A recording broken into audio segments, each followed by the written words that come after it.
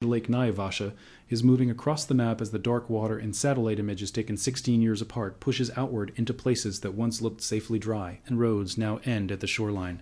Greenhouses sit beside open water. Neighborhood blocks have become flooded rectangles, and a smaller lake that once stood apart has effectively joined the main body, making the transformation almost impossible to miss from orbit in between 2010 and early 2026.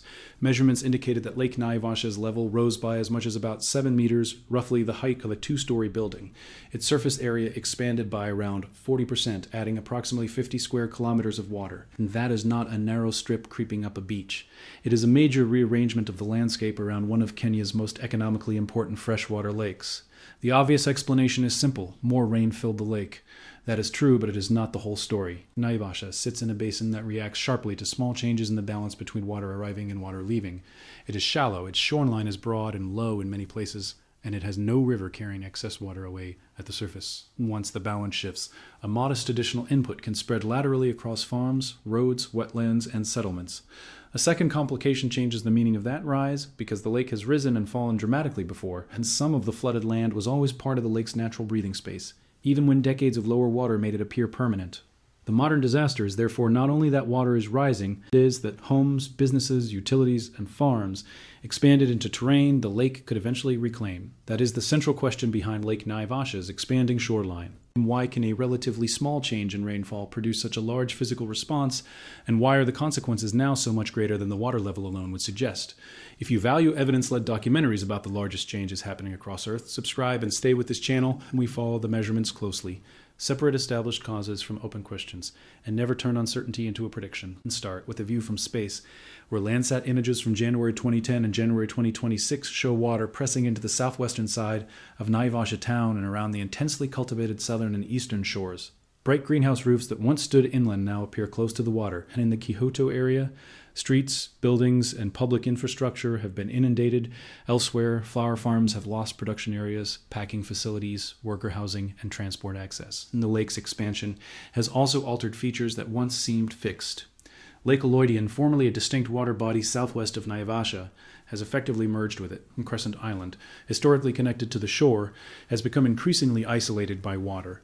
Research and wildlife facilities have been marooned, while animals displaced from shrinking dry ground are encountering people more frequently around nearby estates. And the numbers describe scale, but the shoreline describes exposure, because a 7-meter rise does not lift every point around the lake by 7 meters at once, and a 40% increase in area does not mean the lake became 40% deeper or holds exactly 40% more water. Area, level, and volume are related, but they are not interchangeable.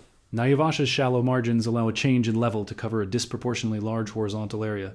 That distinction matters because the lake floor is not a smooth bowl, and some sections descend quickly. Others spread across flats where a small vertical rise advances water hundreds of meters. Sediment, vegetation, drainage channels, roads, walls, and old shorelines complicate that movement further. From a distance, the water appears to expand as one clean shape on the ground. It enters through low places, surrounds buildings, blocks roads, backs into drainage systems, and leaves patches of dry land cut off from ordinary access. Recent flooding has displaced thousands of people around Lake Naivasha. In late 2025, some families described water arriving across farms and homes that had once been more than a kilometer from the shore. Wildlife authorities reported that rising water had marooned a wetland research center and nearby facilities, forcing staff to move equipment and suspend operations. And these are observed consequences of the lake's recent expansion, not modeled future losses. Yet the satellite image also contains a warning against the easiest interpretation. This is not necessarily the highest water Naivasha has ever reached. A high water mark established in 1906 remains above the level associated with much of the recent flooding. And that means some modern settlements and farms occupy land within the lake's historical range, even though the water had been absent long enough for roads, homes, and commercial agriculture to take root. Low water created an illusion of permanence, and during dry decades, the exposed shoreline became economically valuable as people settled closer, farms extended toward the lake, and infrastructure followed the new pattern of development. The historical record makes that illusion especially dangerous, and Lake Naivasha has never behaved like a reservoir held at one engineered level, and sediment records show repeated wet and dry phases extending far beyond the period of modern measurement. In the 20th century alone, the lake experienced high stands, major retreats, and renewed rises, so a shoreline witnessed during one generation may not represent the range the next generation will face. The lake moves, and that movement changes the meaning of every fence, title deed, and road placed near the water. A building can remain dry for decades and still occupy terrain below a defensible high water boundary. A farm can operate successfully through several dry cycles and still be vulnerable when the catchment enters a sustained wet phase. The absence of water is evidence of current conditions, not proof of permanent safety. Memory is shorter than hydrology. The 1906 high water mark offers a physical reminder of this mismatch. Recent flooding has been devastating even though reported levels remain below that old reference because modern exposure is much greater and the uses of the shoreline are more intensive. What once may have been seasonal grazing or open riparian ground now contains dense housing, commercial greenhouses, electrical equipment, sanitation systems, tourism facilities, and roads serving a regional economy. The lake did not need a new record, it only needed to revisit old territory. This history also explains why simple statements about climate can become misleading, and the recent rise is associated with wetter conditions and a changing regional water balance. But Naivasha's natural variability did not begin in 2010. Climate change can alter the frequency, intensity, and persistence of wet periods without turning every fluctuation into an entirely new phenomenon. And the responsible conclusion is stronger and more precise. A naturally variable lake is now interacting with altered rainfall patterns and far greater human exposure. That combination raises the stakes. When the water returned, it did not need to exceed every historical record to become destructive. It only needed to reach places that had become far more crowded and expensive than they were during earlier high water periods. And this is why the title's image of rising water swallowing the shore is physically accurate, but incomplete. The lake is expanding into a shoreline that society helped redefine, and the disaster sits at the meeting point between hydrology and land use. A naturally variable lake, a recent shift toward wetter conditions, and decades of construction within terrain that remains vulnerable to the lake's return. And to understand why the response became so large, we have to follow the water before it reaches Naivasha. The lake is only the visible end of a much larger system stretching north and east into the highlands of the Aberdare Range and the Kinangote Plateau. And rain falling across that catchment moves through soil, streams, rivers, wetlands, and groundwater before part of it arrives at the lake. And once that water arrives, it has no surface river carrying it onward. Lake Naivasha occupies a topographically closed basin in Kenya's Great Rift Valley. The Milwa and Gilgil rivers provide major inflows, along with smaller seasonal streams and direct rainfall onto the lake. Water leaves, mainly through evaporation, human abstraction, and subsurface pathways that researchers have inferred from groundwater chemistry and isotopes.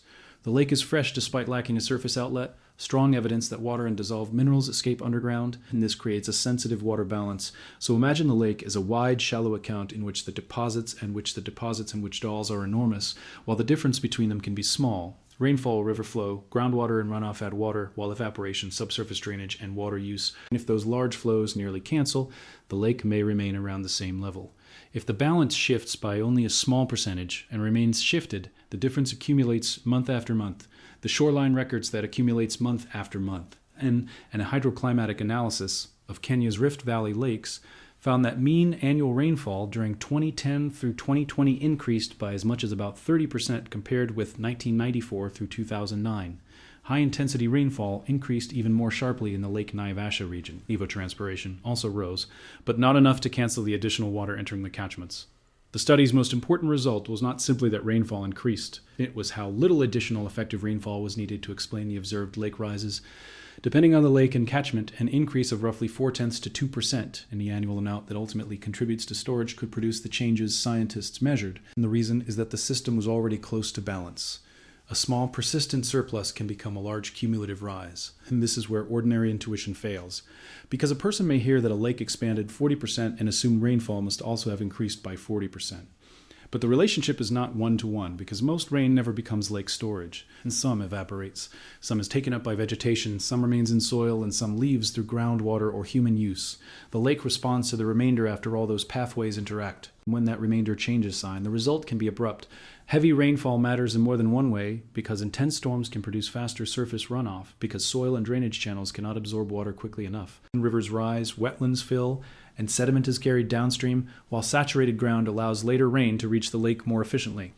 A sequence of wet seasons can therefore have a compounding effect, even when no single storm explains the full 16-year transformation. The catchment also stores water temporarily because groundwater, wetlands, soils, and river channels can delay the lake's response, so the highest levels may not coincide exactly with the heaviest rain.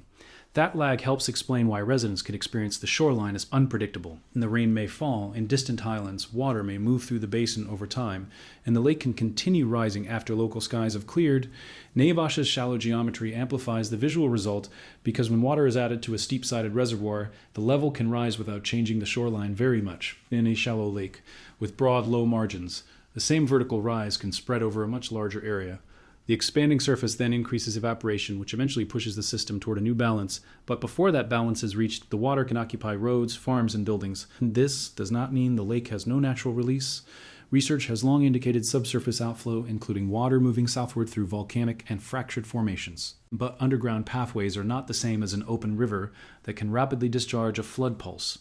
Their rates depend on geology, pressure, permeability, and groundwater conditions, and researchers still debate the exact magnitude and routes of those flows. The lake is therefore closed at the surface, but not sealed beneath. And human water use adds another layer, because for decades, concerns around Naivasha focused on falling levels because irrigation, domestic demand, and industrial abstraction removed water while the surrounding flower industry expanded. And studies from the early 2000s documented declining storage and shrinking surface area.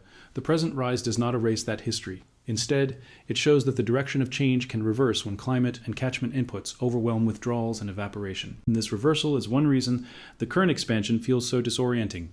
The same communities that once feared the lake was disappearing now face water entering places built during the retreat. And the old environmental argument asked how much water people were taking from Naivasha. The current emergency asks what happens when the catchment delivers more water than the shoreline can safely accommodate. Both questions belong to the same water balance, which is why the rain statistics require careful interpretation. Increased rainfall is the strongest supported driver of the recent regional lake rise, but that does not make every flooded building a direct individually attributable consequence of global climate change. And climate influences rainfall patterns and temperature, while local land cover, soil condition, drainage, river management, settlement, and natural variability determine how that water moves and where damage occurs. The evidence is strongest when the chain remains specific. Wetter conditions increased catchment inputs. The lake's geometry and water balance amplified the response. Development within the historical flood zone increased exposure, and that chain can explain the central transformation without pretending every uncertainty has been settled. But rainfall and geometry are not the only processes changing the lake. And the satellite images show broad green mats of water hyacinths spreading across parts of the northern shore. Sediment is entering from the catchment, while researchers have proposed changes in groundwater recharge and underground permeability. Each factor may influence where water goes, how quickly it evaporates, or how the shoreline advances. The difficult question is how much each one matters, especially when water hyacinth is an invasive floating plant capable of forming dense mats. And around Lake Naivasha, those mats interfere with fishing, navigation, tourism, and light reaching the water. They can trap sediment and alter local circulation, and some studies have suggested that extensive vegetation may reduce open water evaporation in covered areas, potentially contributing to higher levels, but the size of that effect at the scale of the entire lake is uncertain, and the recent rise can be explained primarily through hydroclimatic changes without requiring hyacinth to be the main cause. The plant is a visible complication, not a complete answer. And sedimentation creates another plausible mechanism, because soil eroded from farms, roads, and degraded catchments moves through rivers and settles in the lake. Over time, deposited material can make shallow areas shallower and reshape channels near river mouths. And if the basin holds the same volume of water over a smaller effective depth, the surface may spread farther.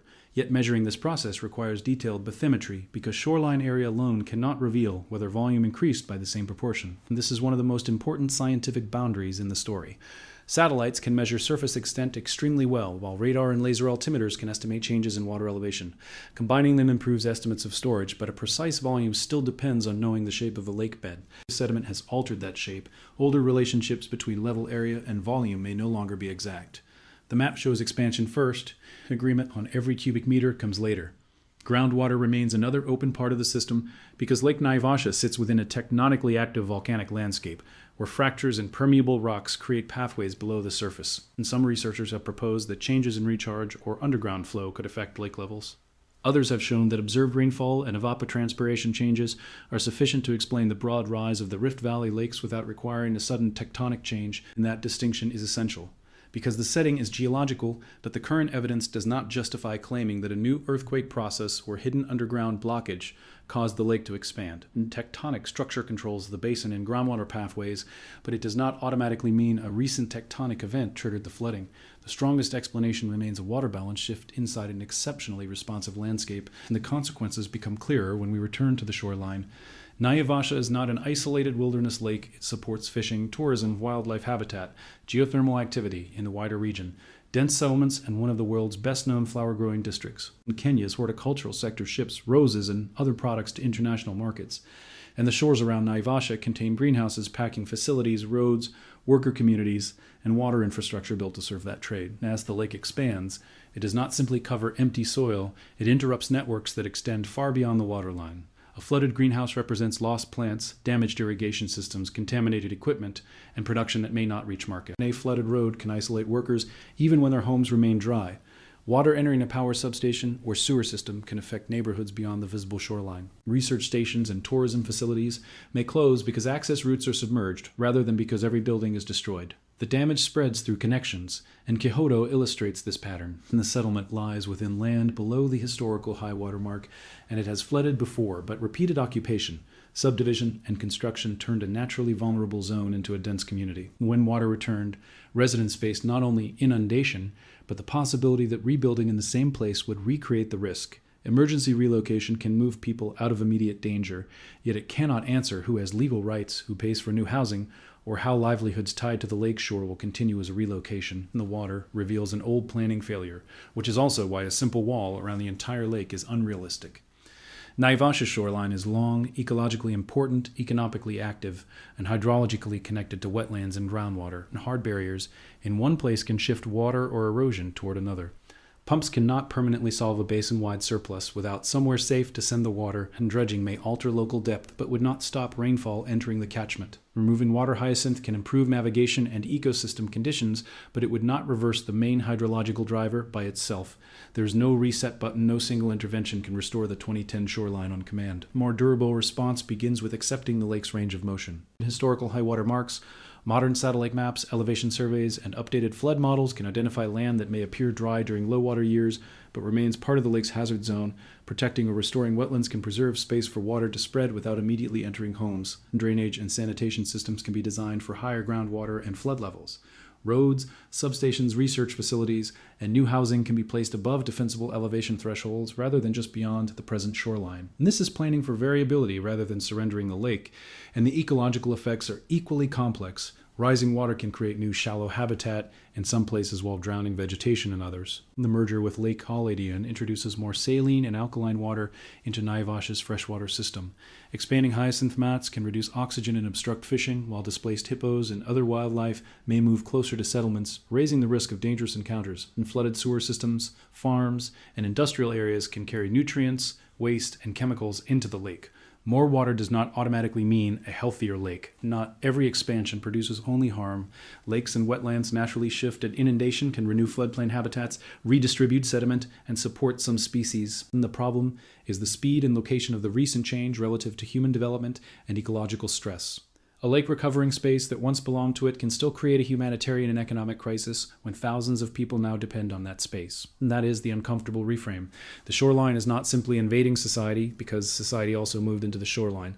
What happens next depends on the same balance that produced the rise. And continued wet conditions across the catchment could keep levels high or push water farther into low terrain. A return to drier years could stabilize or lower the lake. Evaporation, river inflow, groundwater exchange, abstraction, vegetation, and sediment will continue interacting. Scientists cannot infer a permanent upward line from 16 years of expansion, especially in a lake known for large historical swings. And the current trend is real, but its indefinite continuation is not guaranteed. That boundary matters for both alarm and complacency, because it would be wrong to say Lake Naivasha will keep rising forever. It would also be dangerous to assume a future decline will restore every flooded property or make reconstruction safe. Water can remain high for years, saturated ground can prolong damage, and the next wet cycle can return after memories fade. And the most useful question is not whether the lake will rise every year. It is which assets remain exposed across the full range of levels the lake can plausibly revisit. Monitoring provides part of that answer. Landsat and other satellites can map shoreline changes repeatedly.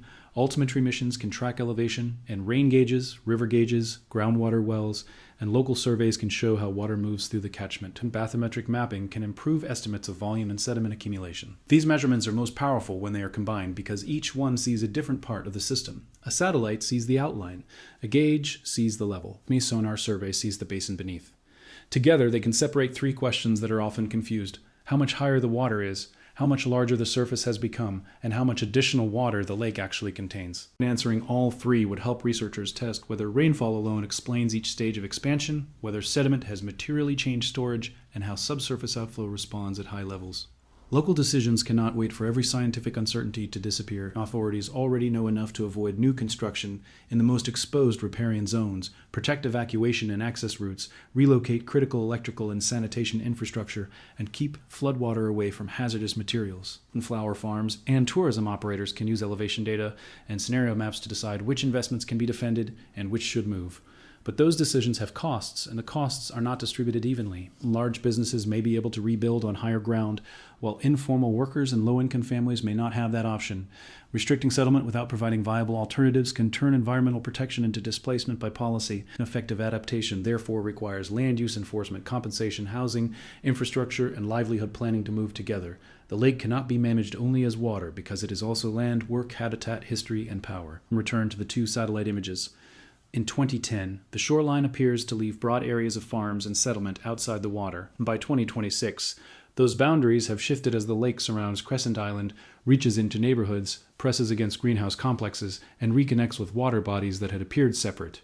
The image is dramatic because it compresses 16 years into a single comparison. On the ground, the transformation happened season by season. A road flooded more often, a field stayed wet longer, a shoreline moved beyond an old fence, a family raised belongings and then left, and a research center moved equipment as access disappeared. Each local change became part of the larger shape now visible from orbit.